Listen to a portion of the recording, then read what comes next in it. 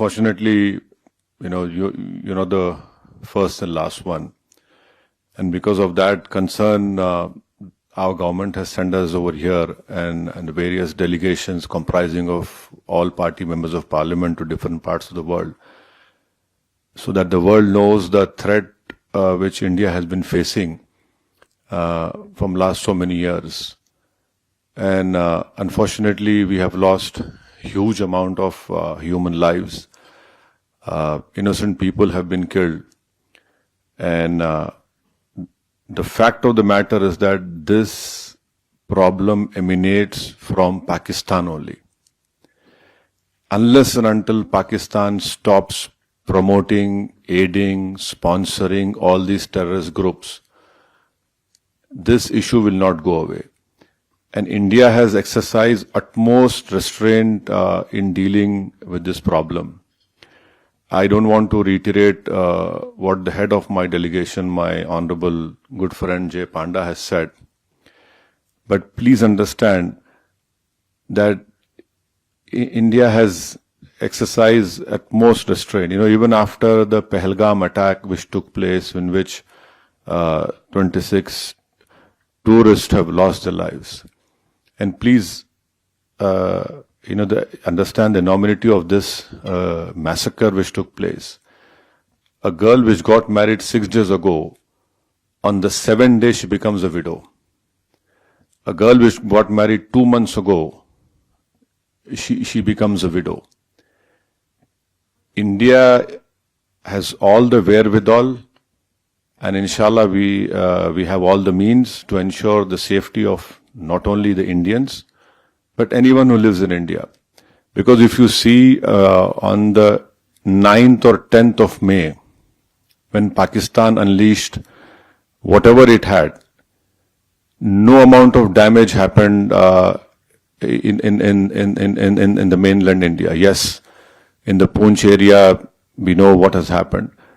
But the air defense system,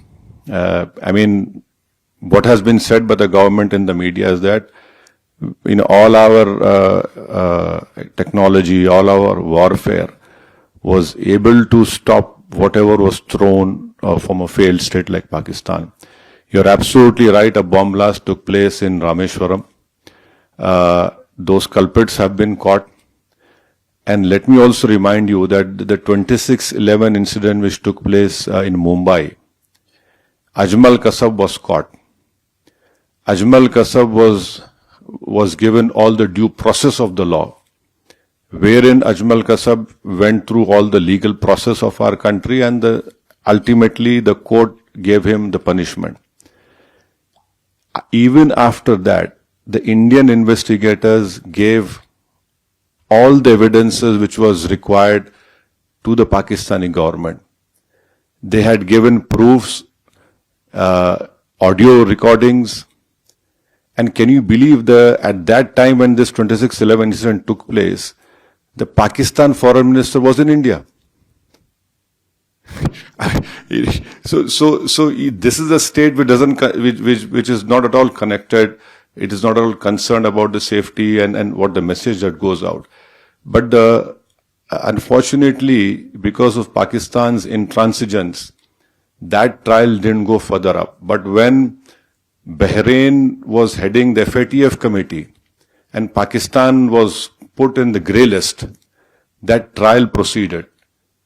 And after that, Pakistan came out of grey list, and unfortunately those people were convicted only in money laundering, not in terrorist charges.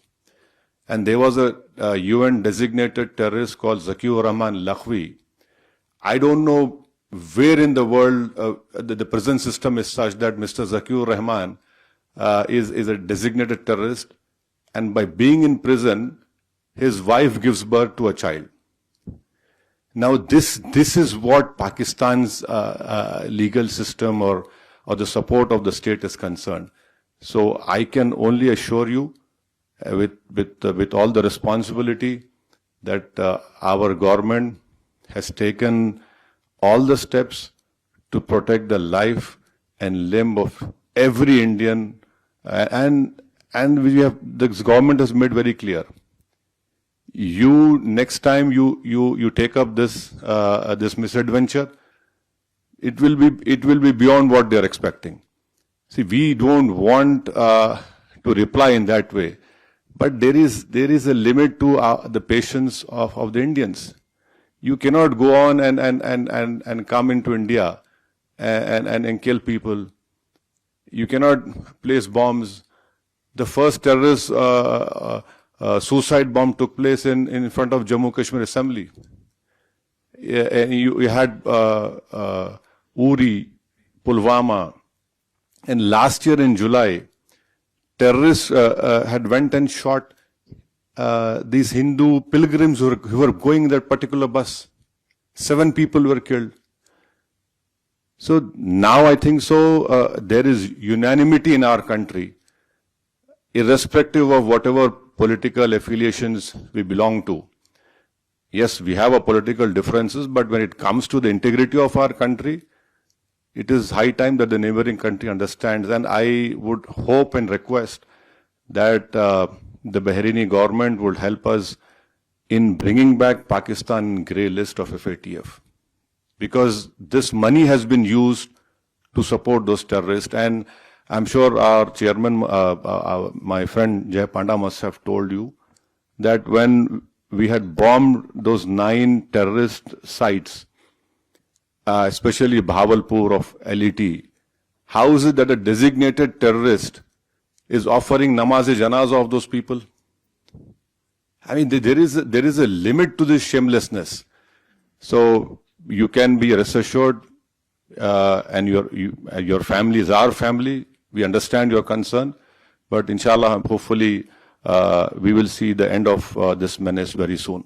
And because of that concern, our government has sent us over here and various delegations comprising of all party members of parliament to different parts of the world, so that the world knows the threat which India has been facing from last so many years. And unfortunately, we have lost huge amount of human lives. Innocent people have been killed. And the fact of the matter is that this problem emanates from Pakistan only. Unless and until Pakistan stops promoting, aiding, sponsoring all these terrorist groups, this issue will not go away. And India has exercised utmost restraint in dealing with this problem.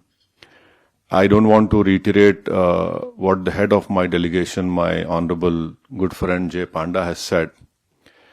But please understand that India has exercised utmost restraint. You know, even after the Pahalgam attack which took place, in which 26 tourists have lost their lives.